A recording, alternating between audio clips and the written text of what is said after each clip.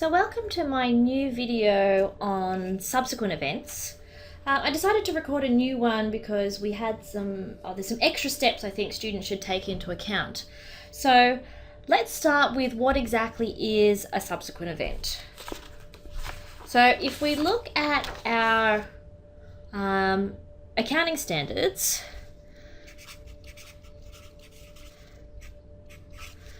AASB 110 talks about subsequent events.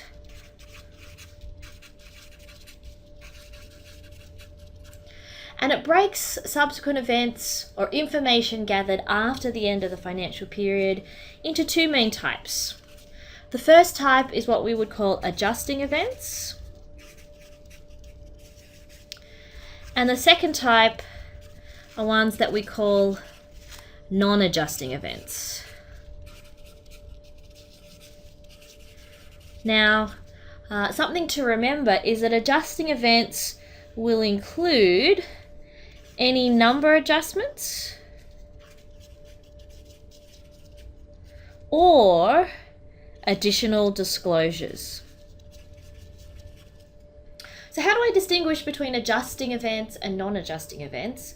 Adjusting events are those related to the financial period that we're auditing, and non-adjusting events relate to information or events that occur after our end of financial period. All right, so let's get into, now that we've done the definitions of subsequent events, some process on how we might tackle a subsequent event problem for students. So the first question I'm always going to ask myself is about time. All right, which is, when does the auditor discover the event? So my very first question, step number one here, is going to be, when was the event discovered? So, was the event discovered before, now I'm going to use AR as a shorthand for audit report. The audit report was signed. Okay. Just a little thing there so that you understand my shorthand. All right, so AR, audit report. So if the event was discovered by the auditor before the audit report was signed, yes, then I have to ask myself, is this an adjusting event? All right, and I think back to AASB 110 there. If it's not an adjusting event and it's new information, then I need to think about doing nothing. Now, if it's not an adjusting event, I'll talk about that do nothing, a little bit later. So we ask, is this an adjusting event? If it's not, we don't have to do anything. If it is, then my next step is to investigate, and that I request management adjust my financial statements or my financial report. Okay, so that's my second little shortcut there. Financial report. Okay. Now, if management will not make the adjustment that we think is required, then we have to think about issuing a modified opinion. If management will make the adjustment, then we can go ahead and give an unqualified opinion.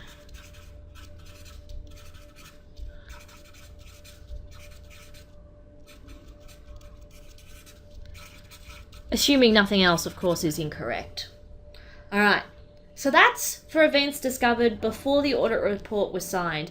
And if you actually go into ISA or ASA 560, that's 560 paragraphs 6 through 9 there. All right, so now what happens if it's not? All right, event was not discovered before the audit report was signed. It was discovered after. So this is our second period here. Event discovered after audit report signed, but before the financial report was issued. Okay, so in that instance, if that's the case, yes. Again, we ask ourselves about whether it's an adjusting event.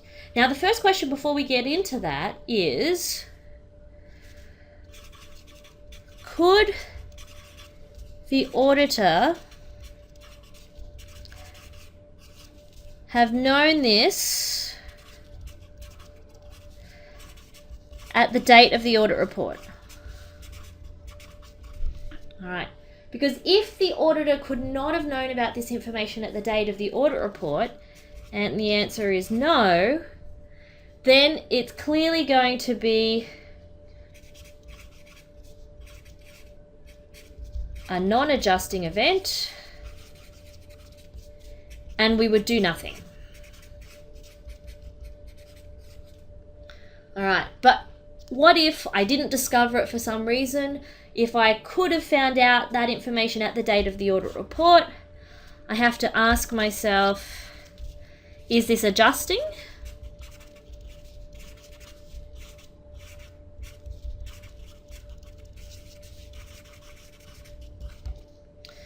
All right.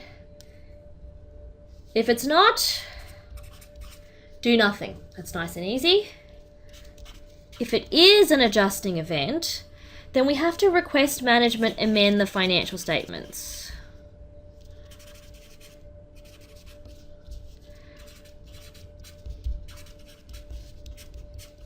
The financial statements. Now, if they don't,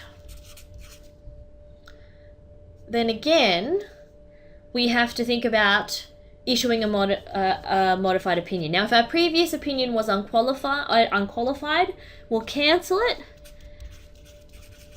and issue a modified opinion.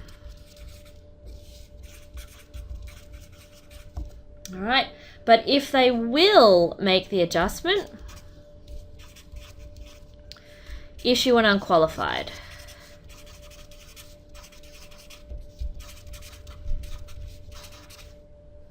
All right.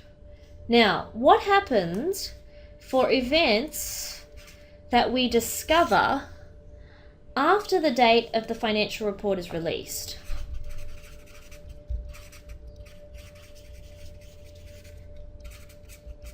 After the financial report is issued.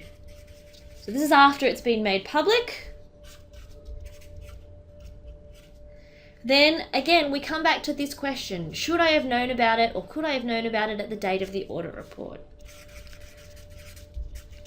Could the auditor have known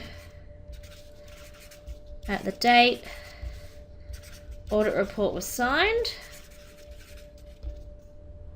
All right, that's a no. We don't have to do anything. If that's a yes, then we need to investigate whether it is an adjusting event. Is this an adjusting event? Again, if it's no, I don't have to do anything about it. If it's yes, now we have a tricky situation because the financial report is already publicly available. So back here, financial report has been made public. All right, in that instance, we need to request management recall.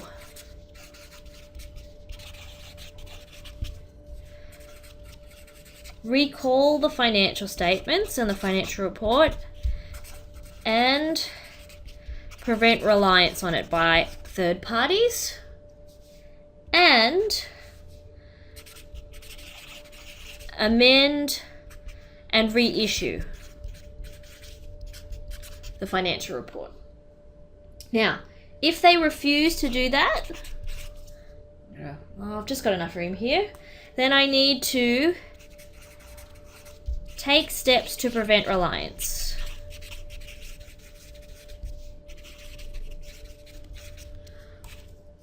All right, and that comes out of ASA 560 paragraph 17. What does that mean exactly? That might mean making an announcement to the stock exchange.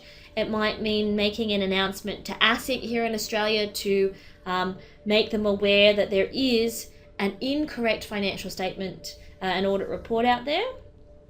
Now, what if management do request and recall? I'm just going to go up here a little bit. So if that's a yes, then we're going to issue a new opinion. All right, but it must have an emphasis of matter. All right, so the reason that we do have to have that emphasis of matter is because we need to tell people that our previous opinion, don't rely on it, rely on this new opinion instead. So if we do have to issue that new opinion, then that's under ASA 560 paragraph 16 there. So events discovered after the audit report from ASA 560 paragraphs 14 onwards. For period 2, facts that we discover after the audit report was signed but before the financial report was issued, we're going to see in ASA 560 paragraphs 10 through to 13. All right.